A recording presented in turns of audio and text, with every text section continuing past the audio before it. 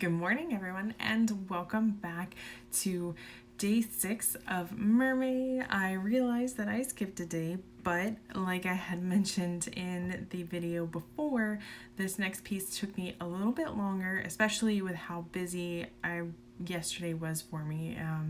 I didn't really have a lot of sunlight to work with when we got home from having a day out. We went and saw Avengers Endgame finally, and I absolutely loved it. But we're not gonna get into that today. And of course, Game of Thrones was last night. If you're a Game of Thrones fan, just putting that out there. But yeah,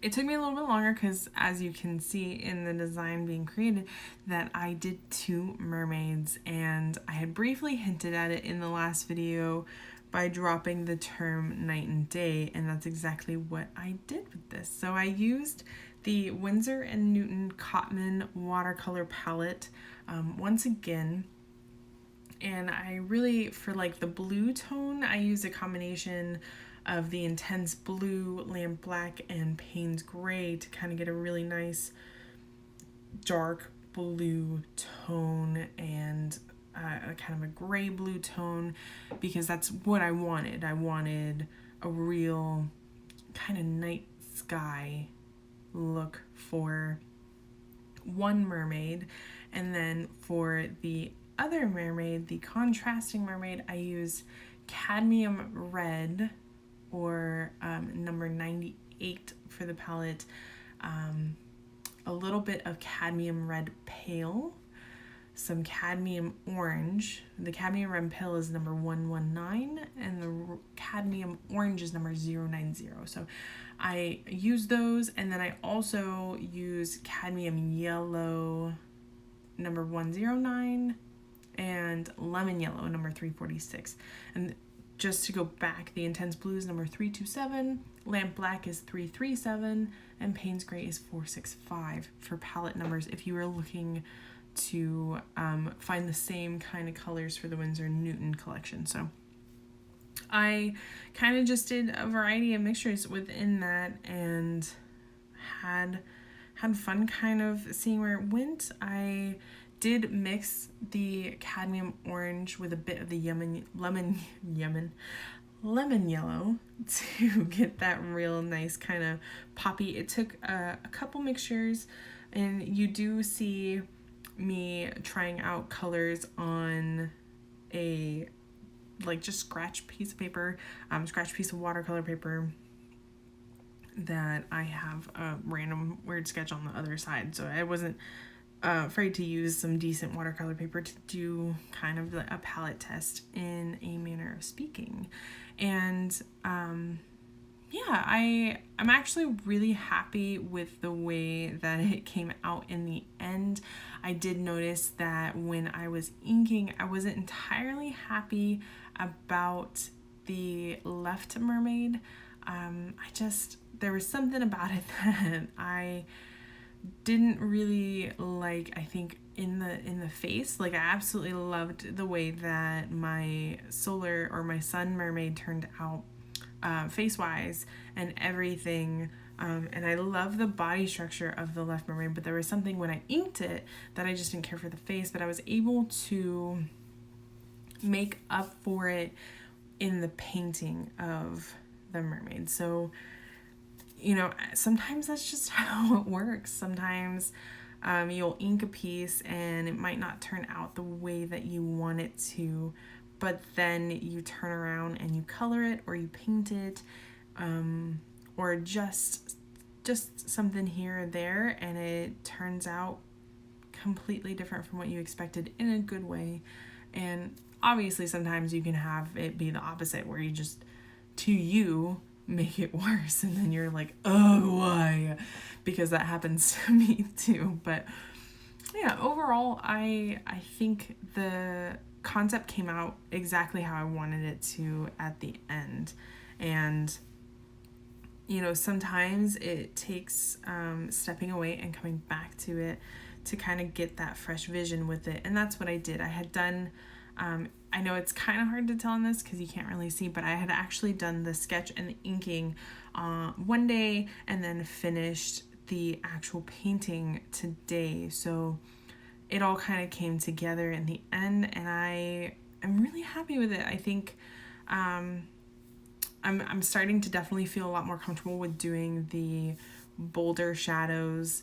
It is obviously like a slow build up for me, but even if you look at like the night mermaid's face, I really did more of a dark shadow on the right side of her face that you're looking at, compared to the other side, and also compared to what I would normally do.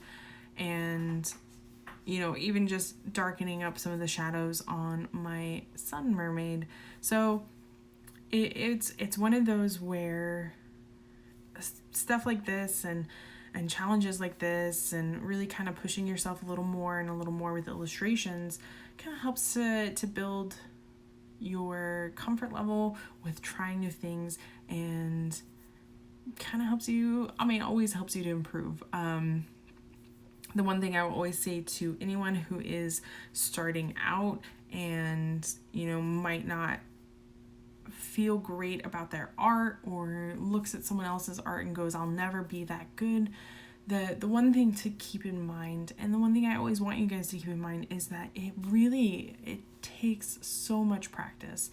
And I honestly can't stress that enough. I know I've said this before in my videos, but 5 years ago, there's no way I would be able to draw or even paint this piece.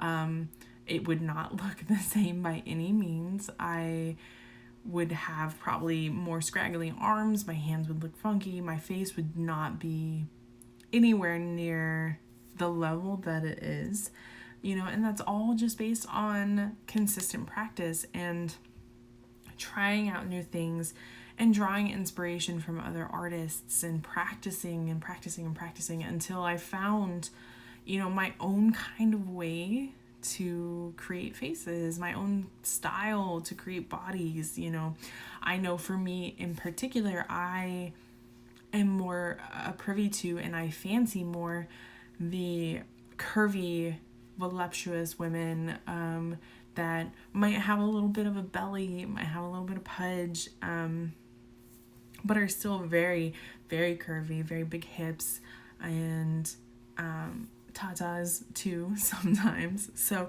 it's one of those where you kind of develop your own as you go. And for me, I've always been a fan of pinups, and that's why I've kind of gone in the direction that I have, and why I've built my style around that direction. And I think that's the best thing about continuing to practice, continuing to learn, is that your style will change, your style will grow, and in that you'll find your own direction. And so, like I was saying, you know, don't get discouraged, don't get disheartened, just keep practicing, because you'd be surprised at how far you can go.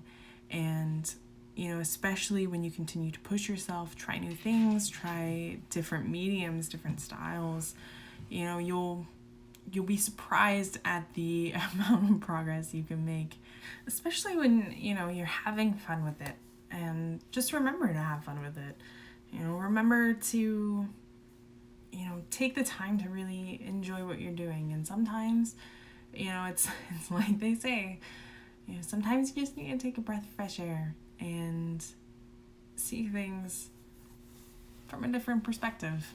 Maybe step away from something that's, you know, a piece that's frustrating you, and come back to it and see it in a whole new light. And you'd be surprised at, you know, the difference that can make sometimes. And yeah, you know, it's just little stuff to think about like that. But all the same, as always, thank you all so much for watching, coming and listening to my ramblings and my ridiculousness. But this piece was so much fun. I really think that it is one of my favorite mermaids so far. And I will catch you guys in the next video.